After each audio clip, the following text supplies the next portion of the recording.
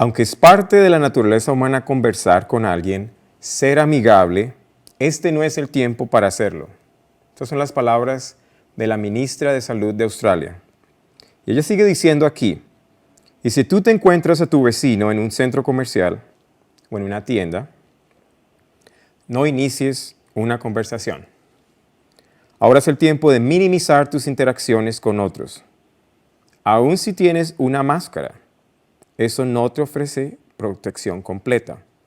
Queremos ser absolutamente claros que en nuestro día a día no debemos interactuar con nadie. Estas eran las palabras de la ministra de Salud de Australia. Escuchémosla en sus propias palabras.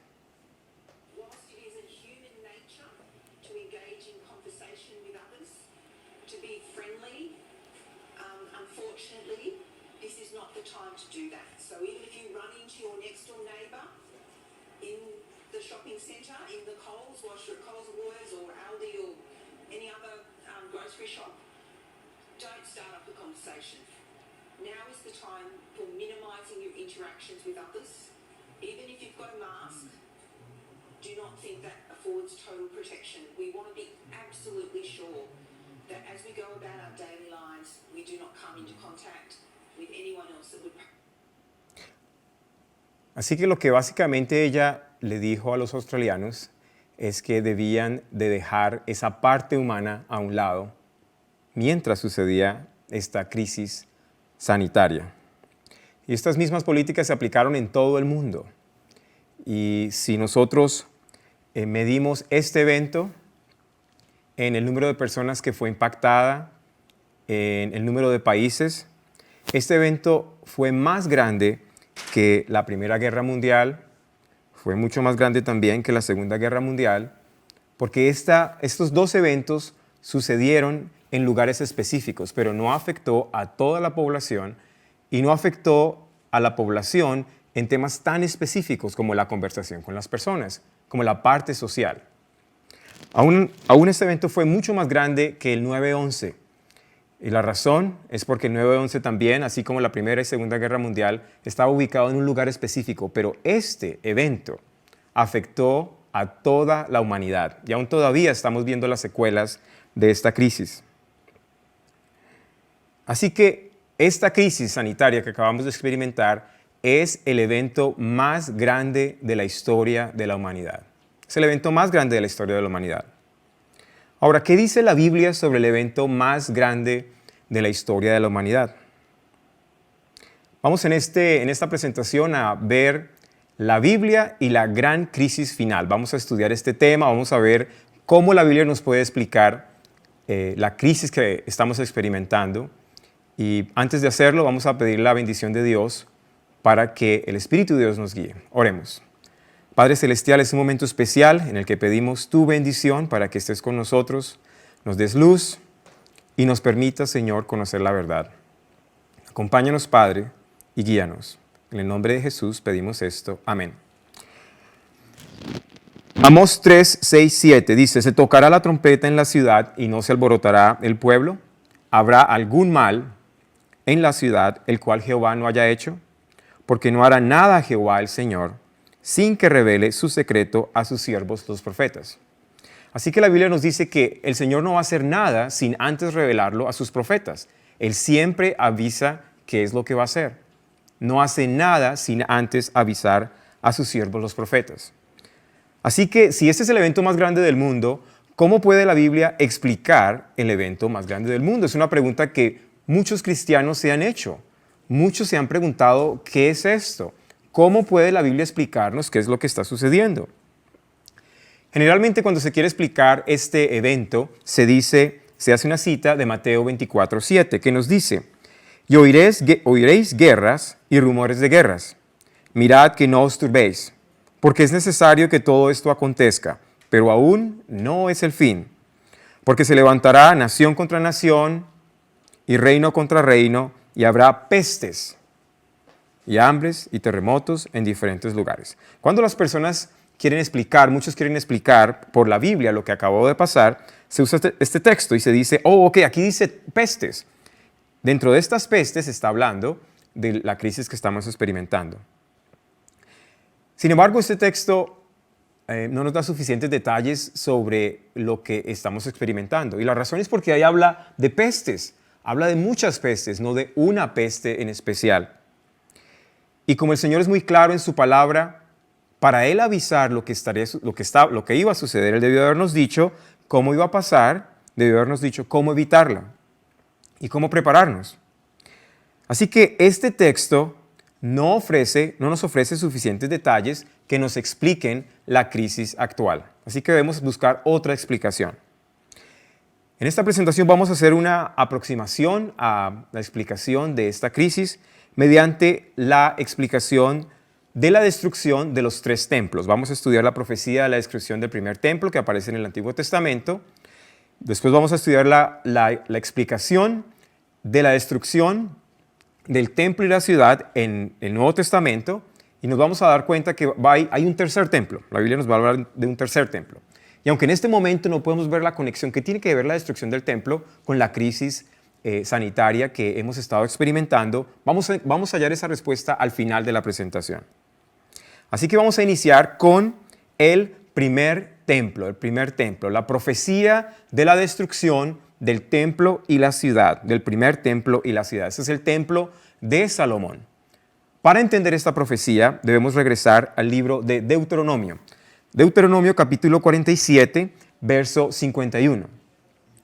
Aquí vamos a ver cómo el profeta Moisés nos dice que Dios hace una advertencia al pueblo para que no se aparte de él.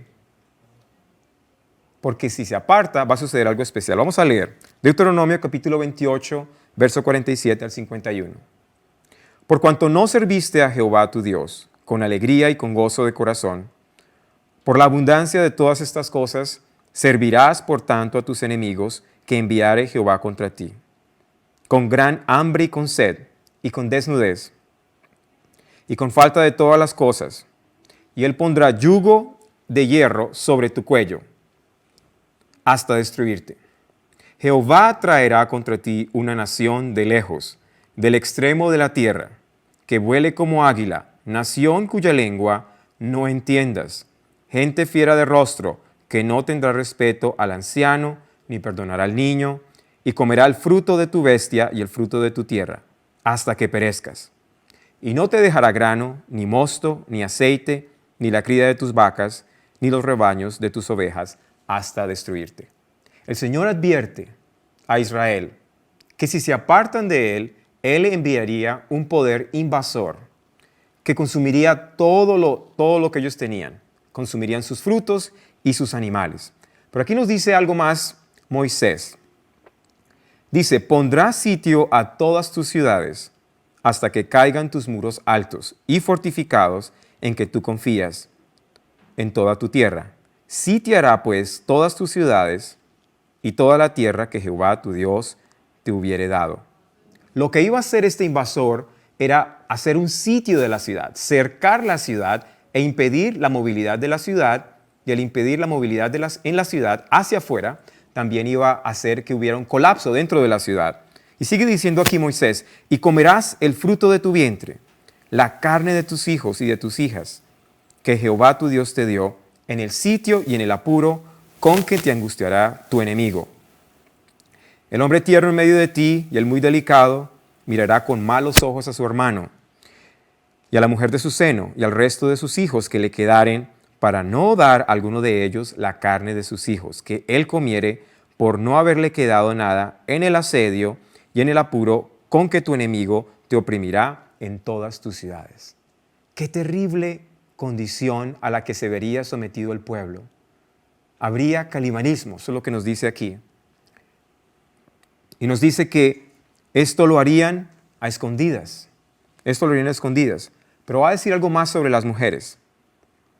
Nos dice aquí, la tierna y la delicada, continúa diciendo en el mismo capítulo, la tierna y la delicada entre vosotros, que nunca la planta de su pie intentaría sentar sobre la tierra, de pura delicadeza y ternura, mirará con malos ojos al marido de su seno, a su hijo y a su hija, al recién nacido que sale entre sus pies, y a sus hijos que diere a luz, pues los comerá ocultamente, por la carencia de todo, en el asedio y en el apuro con que tu enemigo te oprimirá en tus ciudades. Si no cuidares de poner por obra todas las palabras de esta ley que están escritas en este libro, temiendo este nombre glorioso y terrible, Jehová tu Dios. Así que las mujeres, así como los hombres, estarán haciendo este acto tan terrible.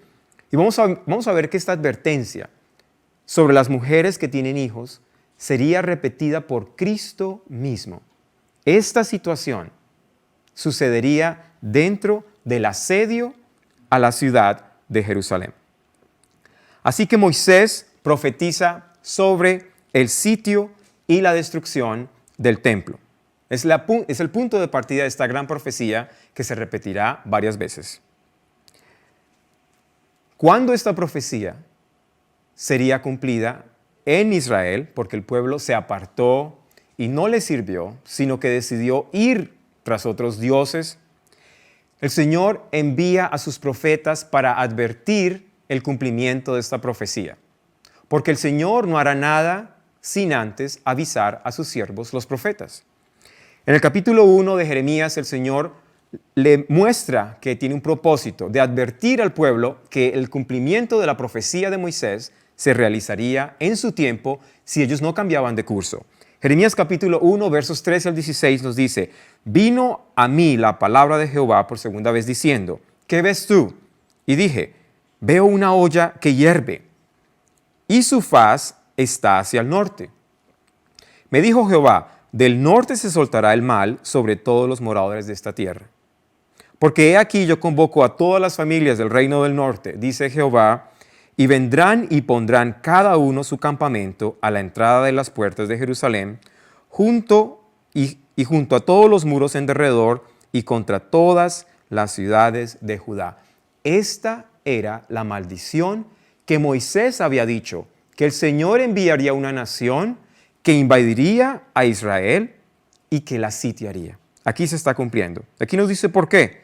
Y a causa de toda su maldad proferiré mis juicios contra los que me dejaron e incensaron a dioses extraños. Y la obra de sus manos adoraron. Entonces, vemos que Jeremías profetizó sobre la destrucción del templo y de la ciudad. Pero no era su profecía, era simplemente el cumplimiento de la cadena profética que había iniciado con Moisés. La Biblia nos dice que Isaías intentó de muchas maneras decirle al pueblo que no se rebelara contra la voluntad de Dios. Dios había establecido que Babilonia iba a regirlos, pero ellos empezaron a rebelarse contra la voluntad de Dios y empezaron a hacer un pacto con Egipto. Y en ese pacto con Egipto ellos tenían confianza de que Egipto los iba a proteger. Pero Jeremías les advirtió, no lo hagan, no confíen en ese pacto. Sométanse a Babilonia. Usó diferentes figuras, usó un yugo también para explicarle, sigan sometiéndose a Babilonia porque es la voluntad de Dios, porque ustedes se han apartado de él, pero el pueblo se rebelaba. Hasta que finalmente nos dice la Biblia que Jeremías pidió al escriba Baruch que escribiera esa profecía. Ya no iba a Jeremías más a hablar solamente, sino que le dijo a Baruch, escribe la profecía. Jeremías, la Biblia nos dice que Jeremías le dijo a Baruch que escribiera la profecía, Baruch la escribió y le dijo, llévasela al rey para que él la lea. La Biblia nos dice que el rey tomó la profecía, tomó la carta que le llevó Baruch con la profecía, la cortó y la quemó. Es decir, rechazó el mensaje profético de Dios. Inmediatamente después, esto es lo que nos dice que sucedió. Jeremías capítulo 37, versos 1 al 4. Dice la palabra de Dios. En lugar de Conías, hijo de Joacim, reinó el rey Sedequías, hijo de Josías, al cual Nabucodonosor, rey de Babilonia, constituyó por rey en la tierra de Judá. Fíjense que Nabucodonosor era quien realmente mandaba en Israel. Pero había puesto a un rey que regía Israel por su voluntad. Pero no obedeció él ni sus siervos, el pueblo, ni el pueblo de la tierra, las palabras de Jehová, las cuales dijo por el profeta Jeremías. Las palabras eran, sométanse a Babilonia. Y el rey, sin embargo, aunque estaba en rebelión, dice que el rey Sedequías envió a Jucal, hijo de Selemías, y al rey y al sacerdote Sofonías, hijo de Masías, para que dijesen al profeta Jeremías, ruega por nosotros a Jehová. Y aquí nos menciona un aspecto importante de este evento y nos dice que Jeremías entraba y salía en medio del pueblo porque todavía no lo habían puesto en la cárcel. Vamos a hacer una línea de tiempo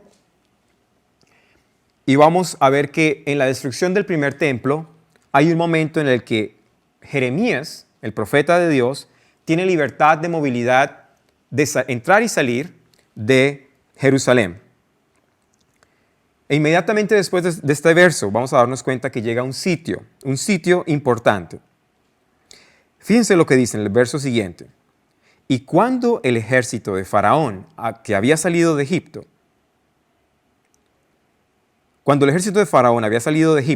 y llegó noticia de ello a oídos de los caldeos que tenían sitiada a Jerusalén, se retiraron de Jerusalén. Fíjense que había un sitio, aquí sucedió un sitio. Dios les envió un sitio, sin embargo, hubo una oportunidad de escapar. Y el medio que usó Dios fue el ejército de Egipto saliendo de Egipto bajo la promesa de apoyar a Israel. Entonces nos dice aquí el Señor que muchos, dice, entonces vino palabra de Jehová al profeta Jeremías diciendo, así ha dicho Jehová, Dios de Israel, diréis al rey de Judá que os envió a mí para que me consultaseis. He aquí que el ejército de Faraón que había salido en vuestro socorro se volvió a su tierra en Egipto, y volverán los caldeos y atacarán la ciudad, y la tomarán y la pondrán por fuego. Aquí vemos un mapa que nos ayuda a ver algo importante, y era que en el norte, del norte había llegado Babilonia, y tenía sitiada Jerusalén. Aquí vemos a Jerusalén. Pero cuando la tenía sitiada, desde Egipto salieron noticias, seguramente habían espías, que le decían a Nabucodonosor, mira, salió el ejército de Egipto, que en ese tiempo era el único que podía hacer contrapeso al ejército de Babilonia. Y por supuesto, Nabucodonosor quería evitar la confrontación en este lugar. Así que se subió aquí a un lugar que se llama Carquemish. Esto está ubicado ahora en Siria. Y aquí en Carquemish esperó a que llegara el faraón Neco. Y en este lugar sucedió la famosa batalla de Carquemish, donde Nabucodonosor vence a el faraón. Y una vez vence al faraón, lo que sucede es que una vez vence al faraón aquí, ahí sí se devuelve y realiza lo que la Biblia nos presenta como el segundo sitio. El profeta, Dios advierte al profeta, dice aquí, así ha dicho Jehová, no os engañéis a vosotros mismos diciendo, Jeremías 37, 9 al 10, no os engañéis a vosotros mismos diciendo, sin duda Jehová, sin duda ya los caldeos se apartarán de nosotros, porque no se apartarán. Porque en cuanto hirieseis a todo el ejército de los caldeos que pelean contra vosotros, y quedasen de ellos solamente hombres heridos, cada uno se levantará de su tienda y pondrán esta ciudad a fuego. El Señor les advierte que no confiaran en el hecho de que Nabucodonosor se había alejado, porque el sitio no había terminado. Él regresaría y destruiría la ciudad. Así que Jeremías advierte del engaño. ¿Cuál era el engaño? El engaño era creer que el sitio había terminado. El sitio no había terminado. El Señor había dicho que ellos regresarían. ¿Cuándo terminó el sitio? La Biblia nos dice que Jeremías trató de salir de la ciudad porque él sabía que iba a regresar la destrucción. En el verso 11 nos dice, y aconteció que cuando el ejército de los caldeos se retiró de Jerusalén a causa del ejército de Faraón, salía Jeremías de Jerusalén para irse a la tierra de Benjamín, para apartarse de en medio del pueblo. ¿Por qué quería Jeremías apartarse en medio del pueblo? Porque él sabía la destrucción que vendría después. Sin embargo, dice aquí, cuando fue a la puerta de Benjamín, estaba allí un capitán que se llamaba Irías, hijo de Selemías, hijo de Ananías, el cual apresó al profeta Jeremías diciendo, tú te pasas a los caldeos. Ellos pensaban que él iba a traicionar al pueblo de Israel, pero no era traición, él sabía que estaba evitando la destrucción.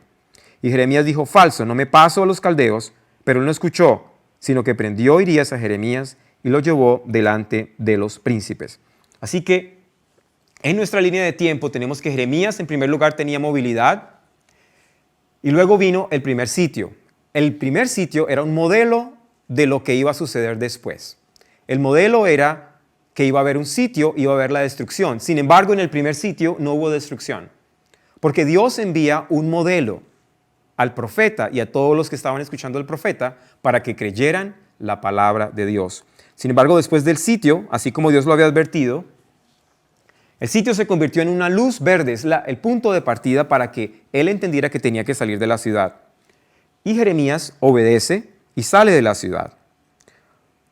Y más adelante nos dice en el verso 39 que en el 9º año de Sedequías, rey de Judá, en el mes 10º, vino Nabucodonosor, rey de Babilonia, con todo su ejército contra Jerusalén y la sitiaron.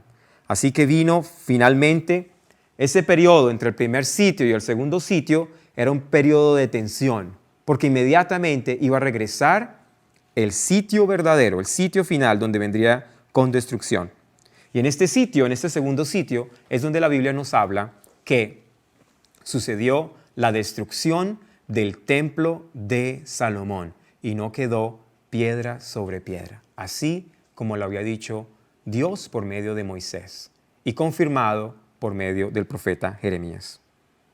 Qué grande advertencia del Señor. Pero esa profecía no termina ahí, hermanos. El profeta Daniel, que vivió esa experiencia del cautiverio babilónico, que vivió esa experiencia de la destrucción del templo, él era contemporáneo con Jeremías. Ellos dos se conocían. Y en el capítulo 9, versos 1 y 2 de Daniel, nos dice que Daniel estaba leyendo el libro de Jeremías. Dice aquí, en el primer año de Darío, hijo de Asuero, de la nación de los Medos, que vino a ser rey sobre el reino de los caldeos, en el primer año de su reinado, yo, Daniel, miré atentamente en los libros el número de años de que habló Jehová al profeta Jeremías, en los que habían de cumplirse las desolaciones de Jerusalén. Y eran 70 años. ¿Por qué Daniel estaba revisando el número de años que iba a suceder en el cautiverio babilónico y que estaba escrito en el libro de Jeremías? Aquí nos dice, lo podemos encontrar en el Jeremías capítulo 25, 8 al 11. En el último verso nos dice, y servirán estas naciones al rey de Babilonia durante 70 años. Él empezó a leer eso. La pregunta es, ¿por qué él estaba leyendo ese texto? ¿Por qué estaba leyendo Daniel ese texto?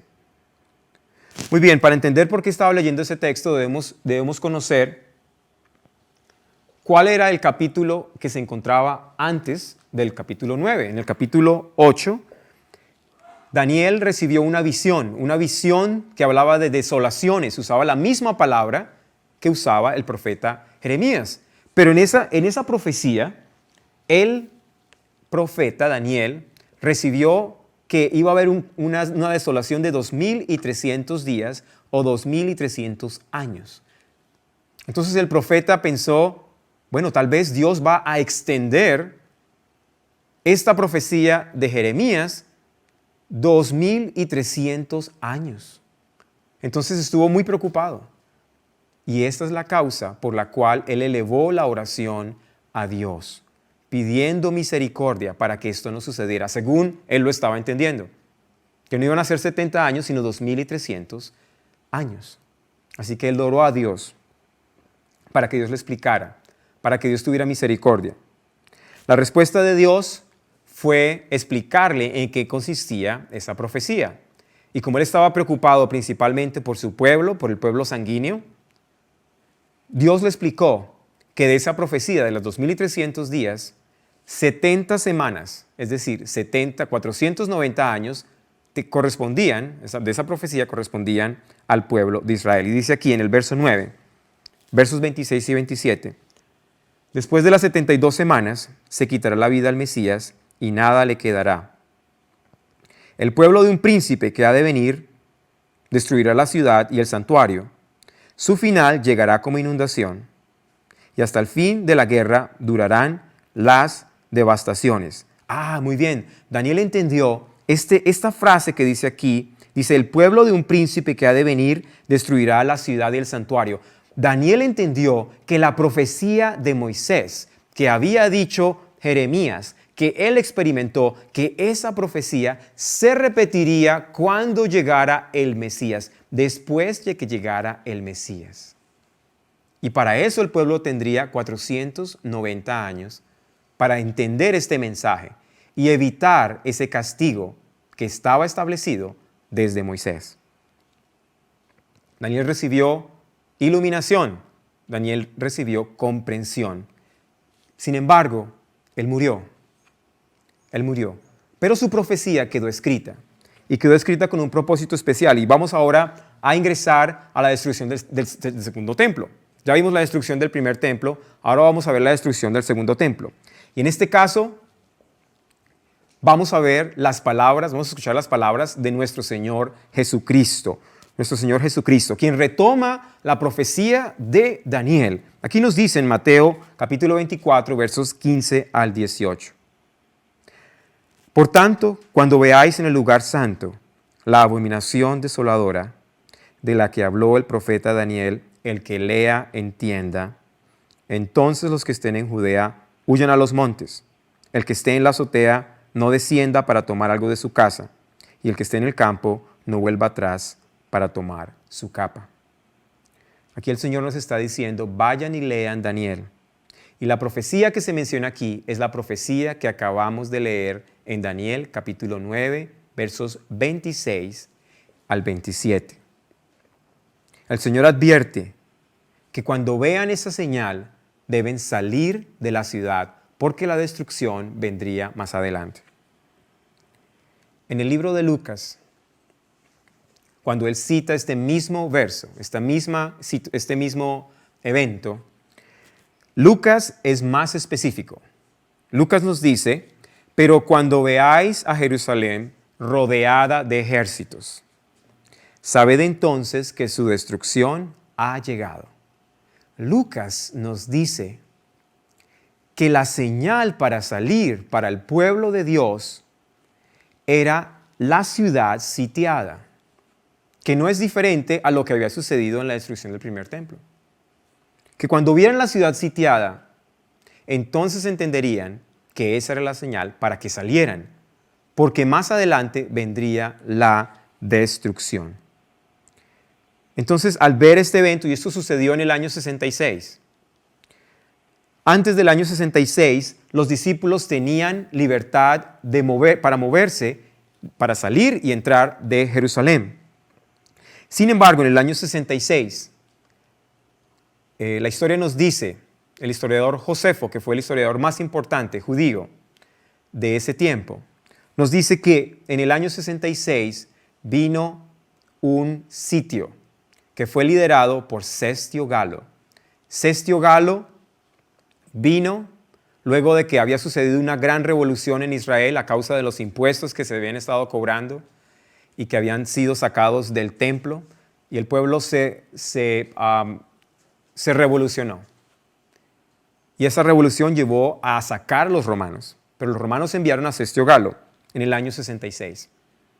Sin embargo, hubo una falsa idea de que iban a tener éxito, porque fue la primera derrota del Imperio Romano, donde por primera vez uno de sus súbditos se rebeló contra ellos. Cestio Galo vino y sitió la ciudad, sin embargo, no hubo destrucción. Algunos de los historiadores dicen que la razón fue porque él tuvo problemas con la línea de abastecimiento de su ejército. Hay diferentes teorías, sin embargo, él no destruyó la ciudad. Pero para el pueblo de Dios de ese tiempo, en el año 66, esa se constituyó en la señal para salir de la ciudad. Entonces, así como en el primer templo, hay un momento en el que los discípulos tienen libertad, antes del año 66. En el primer sitio, llega el primer sitio, que es el sitio de Cestio Galo.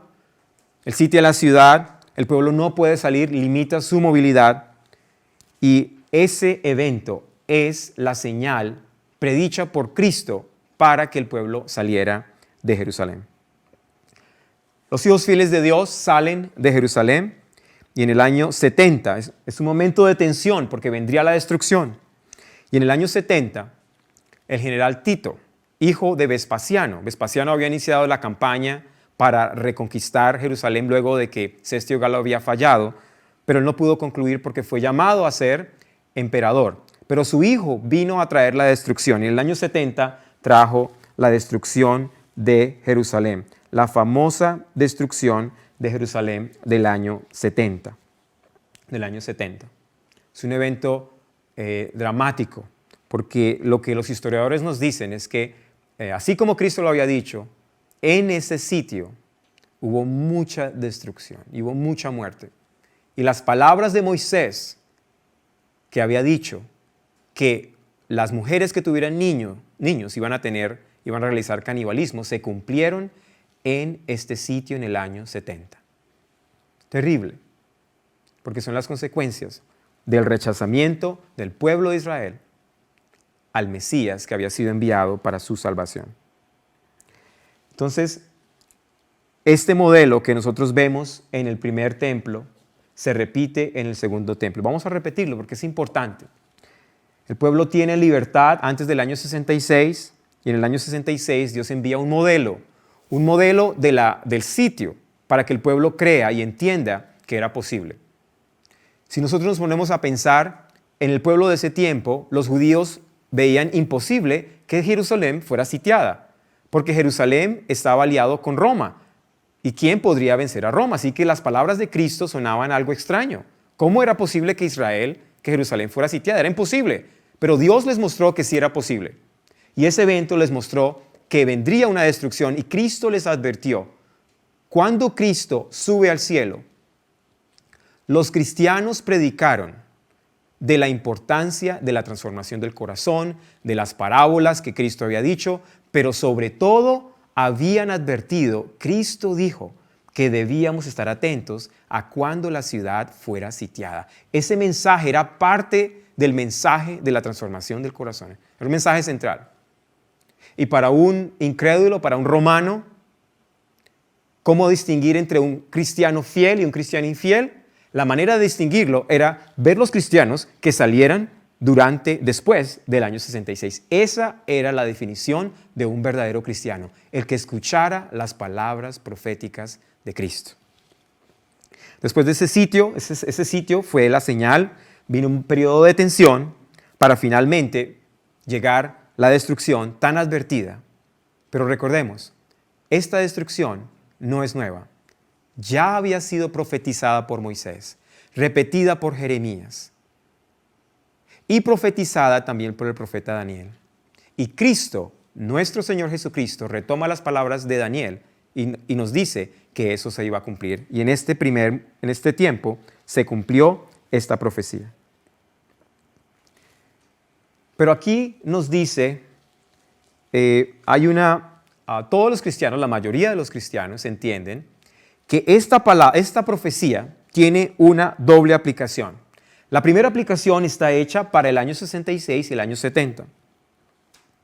Pero todos hay un acuerdo, un consenso en general, de que estas palabras no solo se refirieron al año 66, a lo que sucedió en el año 66, cuando llegó este sitio de Cestio Galo, sino que esas palabras tienen una aplicación profética en el tiempo del fin. Cristo no solamente estaba hablando del año 66, sino que estaba hablando de una profecía que en el futuro llegaría, una destrucción que sucedería en el tiempo del fin y que debía el pueblo cristiano estar atentos a esa destrucción, pero él enviaría un modelo.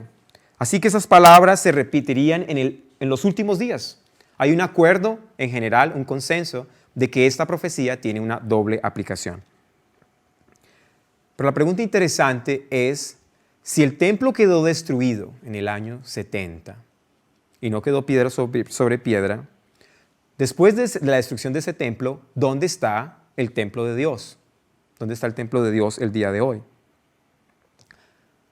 Para responder a esta pregunta vamos a hacer la transición a lo que es el tercer templo. Ya vimos el primer templo, es el templo de Salomón. El segundo templo es el templo en el que Cristo entró. Ese es el segundo templo. El templo que fue reconstruido por Nehemías, por Esdras, muy bien, que regresaron a reconstruir el templo. Ese es el segundo templo. Pero el segundo templo también fue destruido. Vamos ahora a ver cuál es el tercer templo en la Biblia, porque es muy importante. Para entender esto, vayan por favor al libro de Juan. Vamos a ver el libro de Juan. Juan capítulo 4, versos 19 al 24. Este es el encuentro de Cristo con la mujer samaritana. Nos dice aquí la palabra de Dios. Le dijo la mujer, esto después de que Cristo le reveló cosas muy personales de la mujer samaritana. Dice aquí la palabra de Dios, verso 19. Le dijo la mujer, Señor, me parece que eres un profeta.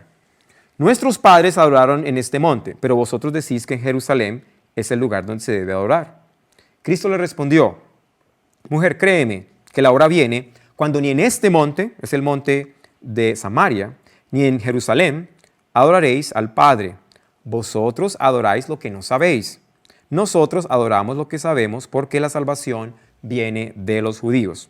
Pero la hora viene. La pregunta de la mujer samaritana era una pregunta de dónde debemos ir a adorar. ¿Cuál es el lugar a donde debemos ir a adorar? Cristo le responde, pero la hora viene y ahora es decir, que desde ese momento cuando Cristo está hablando, esto se cumple, y ahora es cuando los verdaderos adoradores adorarán al Padre en espíritu y en verdad. Porque también el Padre tales adoradores busca, que lo adoren.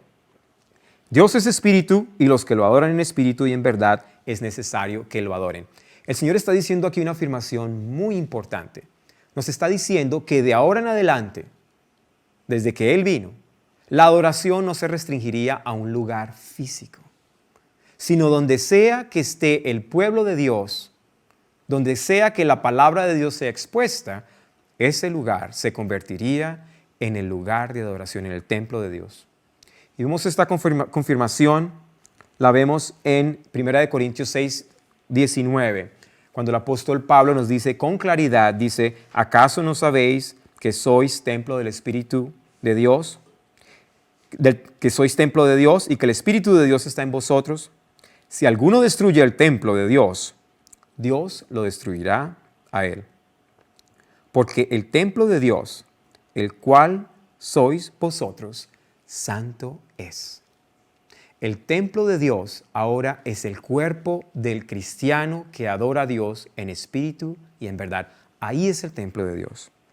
Miremos aquí en Efesios capítulo 2, versos 17 al 21, que el apóstol Pablo usa terminología de arquitectura referente al templo para hablar del cuerpo humano.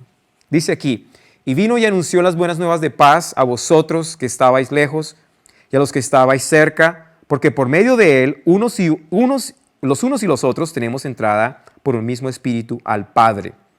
Por eso, ya no sois extranjeros, ni forasteros, sino conciudadanos de los santos y miembros de la familia de Dios.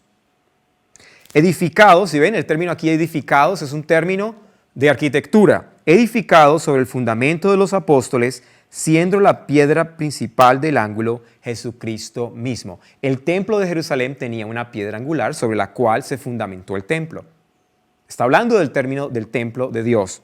Y termina aquí. En él, en Cristo, en la piedra angular, todo el edificio bien coordinado va creciendo para ser un templo santo en el Señor, en quien vosotros también sois juntamente edificados para morada de Dios en el Espíritu. El apóstol es muy claro. El templo de Dios, después de la destrucción del templo de Jerusalén, es donde están los hijos de Dios. Es donde están los hijos de Dios, donde está el cuerpo. El cuerpo es la morada del templo. Es el templo de Dios. De tal manera que el cuerpo y el cuidado del cuerpo tiene una importancia muy grande para conocer el mensaje final de Dios. Así que la Biblia, sobre la pregunta de dónde está el templo de Dios, tenemos la respuesta del apóstol y es que el templo está donde esté su pueblo. Pero hay otra pregunta que es importante. Recuerden, es el templo y la destrucción del templo y la ciudad. Dice, después de la destrucción de Jerusalén, ¿dónde está la ciudad de Dios? Para hallar una respuesta en la palabra de Dios, vamos a ir al Sermón del Monte, Mateo capítulo 5, verso 14 al 16. Dice, vosotros sois la luz del mundo. Una ciudad asentada sobre un monte no se puede esconder. vosotros sois la luz del mundo. Una ciudad asentada sobre un monte no se puede esconder. Así que, ¿dónde está la ciudad de Dios? La ciudad está donde esté su pueblo. Así que el templo y la ciudad están donde esté el pueblo de Dios. Muy bien, ya sabemos dónde está el tercer templo, bíblicamente.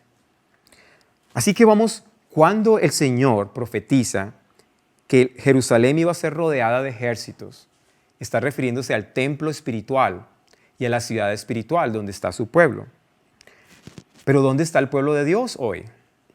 El pueblo de Dios está en todo el mundo. El pueblo de Dios está en todo el mundo. Así que para saber y para entender esta profecía debemos partir y entender el tercer templo. El tercer templo es donde está el pueblo de Dios, y el pueblo de Dios está en todo el mundo. De tal manera que la profecía el cumplimiento de la profecía del sitio de Jerusalén debe suceder en todo el mundo. Y la pregunta que tenemos es importante: ¿cuál es esa abominación asoladora en el tiempo del fin? Porque Cristo dice, cuando veáis la abominación asoladora en el tiempo del fin, ¿qué dice? Huyan, salgan. ¿Cuál es la abominación asoladora? La abominación asoladora es la advertencia, es el evento más grande en el tiempo del fin. Es la destrucción más grande en el tiempo del fin. Y esta destrucción la encontramos en el libro de Apocalipsis. Vamos a ver hoy Apocalipsis para encontrar esa abominación asoladora. Dice aquí, vamos a empezar desde el verso 14 para darle un contexto. Dice, engaña a los habitantes de la tierra con las señales que se le ha permitido hacer en presencia de la bestia, diciendo a los habitantes de la tierra que hagan una imagen a la bestia, que fue herida de espada y revivió. Este es el poder civil que le dice al pueblo, levanta una imagen de la bestia. Ahora no estamos estudiando esta profecía, pero vamos a ver una parte importante de esta profecía. La imagen nos ayuda a entenderla. Y nos sigue diciendo, se le permitió infundir aliento a la imagen de la bestia. Esta es la imagen de la bestia. La bestia está allá. Se le dio aliento a esta imagen y dice aquí, para que la imagen hablara e hiciera matar a todo el que no la adorara. Y aquí está la abominación asoladora, la advertencia más grande del tiempo del fin. Dice, y hacía que todos, pequeños, grandes, ricos y pobres, y esclavos, se le pusiera una marca en la mano derecha o en la frente, y que ninguno pudiera comprar ni vender, sino el que tuviera la marca o el nombre de la bestia o el número de su nombre. Esta advertencia sobre evitar la marca de la bestia es la advertencia más grande en el tiempo del fin. Es tan importante que en el capítulo 14, verso 6, la Biblia nos dice que el Evangelio está descrito en tres mensajes. El mensaje de los tres ángeles. Y el último mensaje, el del tercer ángel, está directamente relacionado con la marca de la bestia, porque dice, si alguno adora a la bestia o a su imagen, esta persona beberá del vino de la ira de Dios. Así que esta es la abominación asoladora en el tiempo del fin. Pero vamos a ver las características, un resumen de las características de la marca de la bestia. La Biblia nos dice que la marca de la bestia la impone el poder civil, porque dice que la bestia fuerza a todos a adorar a la imagen de la bestia. Esa bestia, la que vimos ahí, es la bestia que tiene cuernos pequeños, que parece como un cordero, pero que habla como un dragón, de Apocalipsis 13:11. Es el poder civil. Segundo, nos dice que esta marca se impone a todos, independientemente de clase social o de estatus. Todos reciben la marca de la bestia. Tercero, que esta marca de la bestia se pone en la frente o en la mano. Eso es un símbolo. Significa que afecta lo que las personas piensan o lo que las personas hacen. La imposición de esta marca afecta lo que las personas piensan y lo que las personas hacen. También nos dice que sin ella, si las personas no tienen esta marca, no podrán comprar ni vender. Eso es un tema muy importante, porque el pueblo fiel de Dios en el tiempo del fin no va a poder participar de la economía del mundo, porque la economía del mundo va a estar dominada por la marca de la bestia, solamente por aquellos que tienen la marca de la bestia. El pueblo de Dios no puede participar del comercio. Eso nos dice la palabra de Dios. No podrán comprar ni vender. Quinto, esta marca se impone a nivel global, porque la marca de la bestia se impone a nivel global. Y sexto, limita la movilidad de las personas, así como el sitio limitó la movilidad de las personas.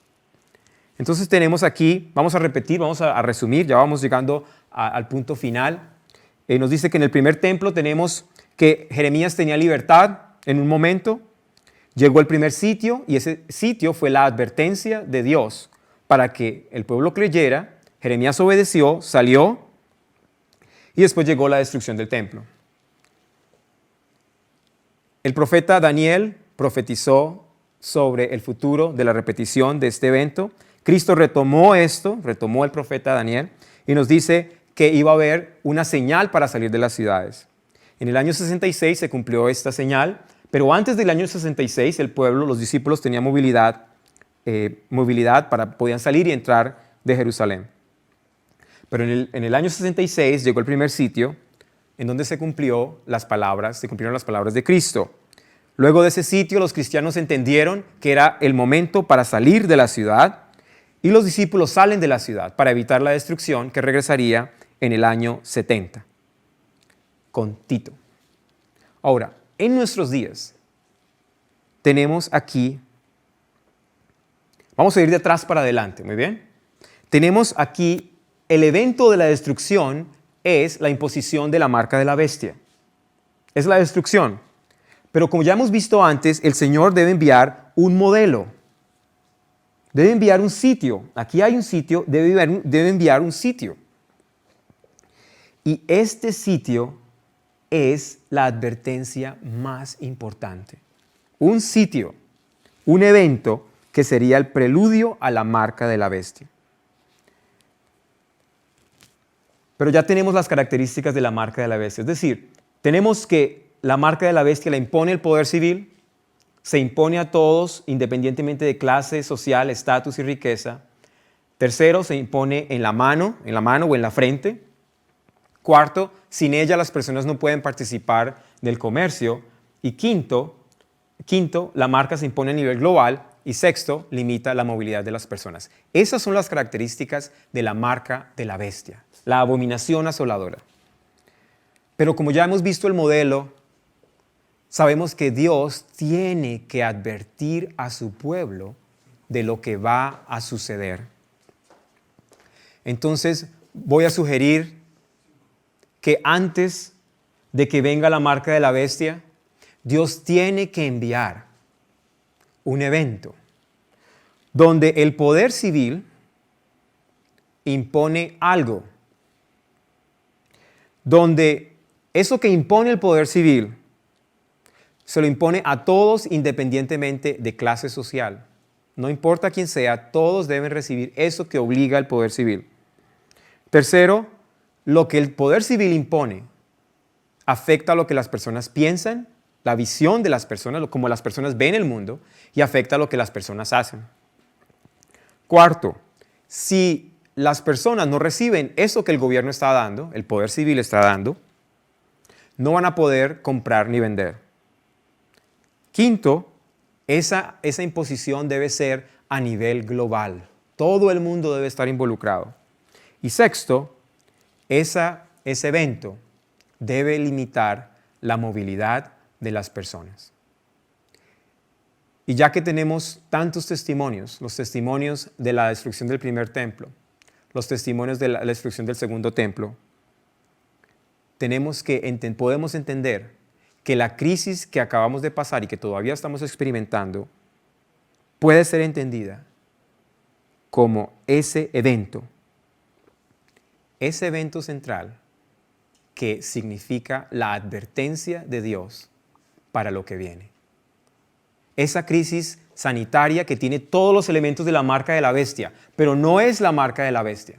Pero es aún más importante que la marca de la bestia porque constituye la advertencia de Dios para lo que ya viene muy pronto, que es la marca de la bestia. Este evento global, que es el evento más importante del mundo, que ha sucedido, Dios lo usa y tiene todas las características de la marca de la bestia, pero no es la marca de la bestia. Sin embargo, aunque no es la marca de la bestia, es el evento más importante y la advertencia más importante de Dios para todos aquellos que tienen confianza en el testimonio de profecía que se presenta en la Biblia. Dios ha dejado testimonios para que entendamos este evento. Y ahora que muchos se han preguntado, llegamos al punto central. ¿Cómo podemos explicar esta crisis sanitaria dentro del cronograma profético? Podemos entenderla como el evento y la señal que nos advierte que muy pronto viene la marca de la bestia. Que muy pronto viene la marca de la bestia. Dios en su misericordia envía este gran evento para que todos aquellos que todavía tenían duda de que era posible que el gobierno impusiera algo y que lo impusiera a todo el mundo, que las libertades de todas las personas del mundo fueran eliminadas. Muchos se preguntaban, ¿pero cómo es eso posible? Muchos se preguntaban, ¿pero cómo es posible que en todo el mundo se impida comprar y vender para ciertos grupos? ¿Cómo puede ser posible que se pueda limitar la movilidad de todo el mundo? La respuesta es posible, porque acabamos de experimentar esa crisis. Y la Biblia, hermanos y amigos, nos habla y nos da claridad sobre ese evento. Tal vez alguien no había visto esta conexión, pero en esta presentación podemos ver que el Señor nos da suficientes testimonios para que entendamos el tiempo en el que estamos viviendo. Es un tiempo solemne, es un tiempo en el que debemos abrir la palabra y ver que la palabra de Dios se está manifestando al cumplirse su mensaje profético. El Señor, como en el tiempo antiguo, nos dice: cuando veáis la abominación desoladora predicha por el profeta Daniel, el que lea, entienda, huyan a los montes, porque viene muy pronto la destrucción, cuando el pueblo de Dios no podrá comprar ni vender. ¿Tú qué estás haciendo, hermano y hermana? En esta presentación, ¿qué estás haciendo y qué vas a hacer con los testimonios que hemos presentado en este momento? Pueda Dios darte y darnos a todos sabiduría para ser siempre fieles a su palabra. Y aunque todos digan que este mensaje es un mensaje muy difícil, ¿quién lo puede creer? Que nosotros no nos fijemos en los sentimientos, sino que vayamos directamente a donde está escrito y a los testimonios para saber y ubicarnos en el cronograma profético. Estamos viviendo un tiempo muy especial en el que tenemos que tomar decisiones importantes para la salvación de nosotros, nuestras familias y nuestros amigos. Pueda Dios, mediante su Espíritu, recordarnos esos testimonios y ayudarnos a tomar esas decisiones. Vamos a tener una palabra de oración. Padre Celestial, hemos visto, Señor, testimonios claros de tu palabra, de cómo tú haces advertencias que se cumplen desde los días de Moisés, específicamente lo que tiene que ver la destrucción del templo y del santuario. Señor, gracias por darnos esos testimonios y ayúdanos a todos a ser fieles a ti. Ayúdanos a todos a no dejarnos distraer de los afanes del mundo, sino ver que realmente tu palabra se está cumpliendo y que tu Espíritu está hablando a muchos y que debemos ser receptivos a la voz del Espíritu. Gracias por escucharnos, Señor. Acompáñanos, Padre. En el nombre de Jesús pedimos esto. Amén.